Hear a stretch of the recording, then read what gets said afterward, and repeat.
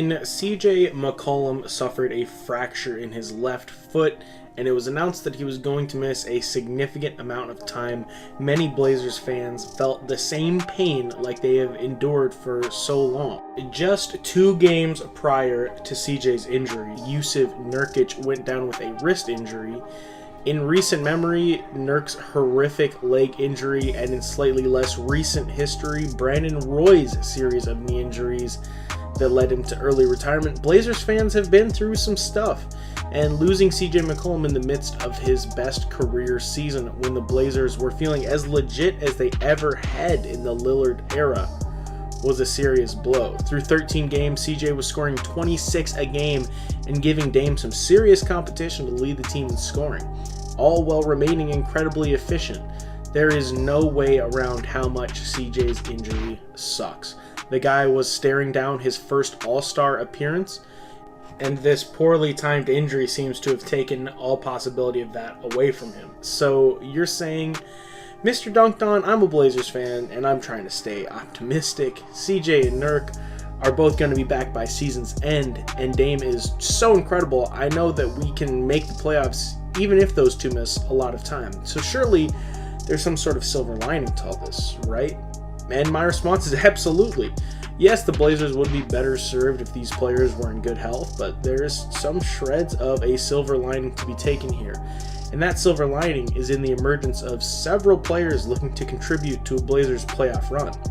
Now, the focus of this video, and the players showing out the most in these absences, is Gary Trent Jr. But before we discuss his breakout, I do want to acknowledge another pair of players making key contributions in the absence of CJ McCollum and Jusuf Nurkic.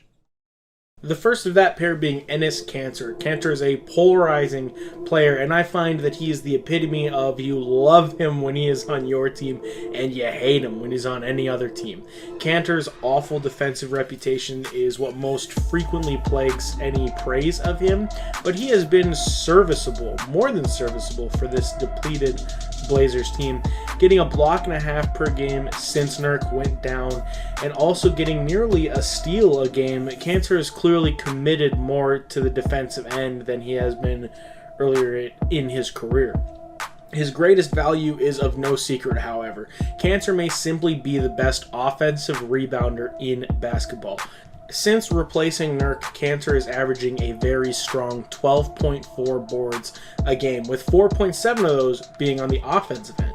Comparing that against the season stats of all players, he would be second in the league in offensive rebounds per game, behind only Clint Capella. Kanter brings a lot of great energy to teams he's a part of, and by all accounts is a great locker room guy. Kanter isn't perfect, and getting Nurk back certainly raises the ceiling of this team, but there are very few backup centers in the league capable of contributing in the way Kanter is. So right now, if I'm the Blazers front office, I'm feeling pretty good about that offseason acquisition.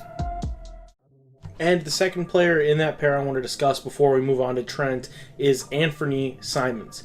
In CJ's absence, Simons has taken advantage of the extra minutes to make some statements, averaging just 10 minutes a game before CJ's injury and 24 a game since. Simons has perhaps been the greatest beneficiary of the injury. All of it coming off the bench. Simons has delivered 14 points a game, all on very solid shooting splits, 46% from the floor and 50% from 3 in the 5 games since CJ's injury.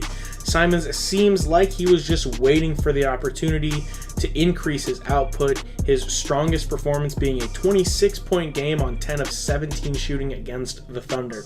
Simons has yet to show this type of scoring acumen on any consistent basis, but if he can find a level of routine production, he'll be huge in helping the Blazers get through these lean months.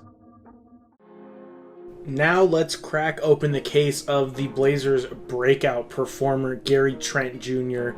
In the first 2 games after CJ's injury, Rodney Hood got the starting nod. This didn't really work out, and Hood doesn't quite seem like he's 100% after his Achilles injuries last year. So when Hood didn't work out, Terry Stotts looked to Gary Trent Jr. to become Dame's backcourt partner. Over Trent's 6 games since CJ's injury, he's taking plenty of shots, averaging 13 field goal attempts per game, remaining relatively efficient over this stretch, especially from three. He shoots only 42% from the field, but manages to also shoot 42% from three. Trent certainly does have a shooter's mentality. His high volume of field goals attempted are incredibly unbalanced with his meek 0.8 assists per game. This can be good and bad though, as this extreme lack of balance makes it easier for opposing defenses to game plan. At the same time, Trent is absolutely demanding the attention of the defense, so Trent's offensive gravity is going to help Dame continue to get his own looks, as well as finding open teammates. And in addition to his offensive production, Trent has some sticky fingers, grabbing 1.4 steals a game over this stretch.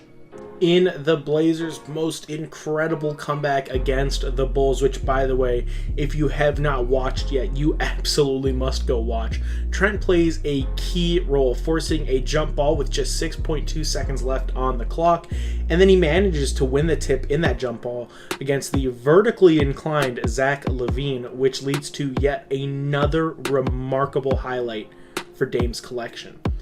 Now, we all saw what Trent was capable of in the bubble, and his contributions thus far this season have shown that his bubble emergence was not an isolated event. Gary Trent Jr., who was the 37th pick overall just a few drafts ago, has arrived and is a serious contributor to a team that plans on contending in the Western Conference. The only downside of this for Blazers fans is that Trent is going into restricted free agency this offseason and could very easily find himself in another jersey if his value continues to rise like this. So if you're looking to get yourself a Gary Trent Jr. Trailblazers jersey, make sure you get that jersey insurance. That's long term though.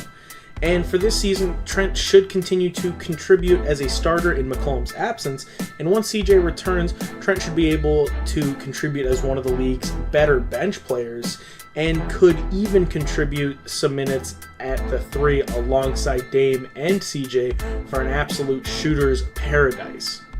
All this said, Trent's game still has a lot of developing left to do. He's only 22 years old. He barely rebounds at all and practically doesn't pass the ball. And if he can find a way to round out his game and contribute in other areas, Trent could seriously raise the Blazers' ceiling this season and could secure a serious bag this offseason.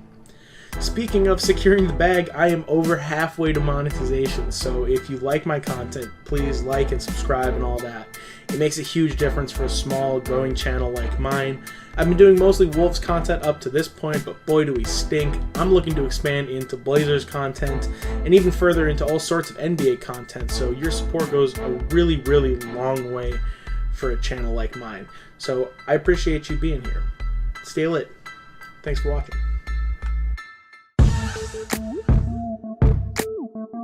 Thank you.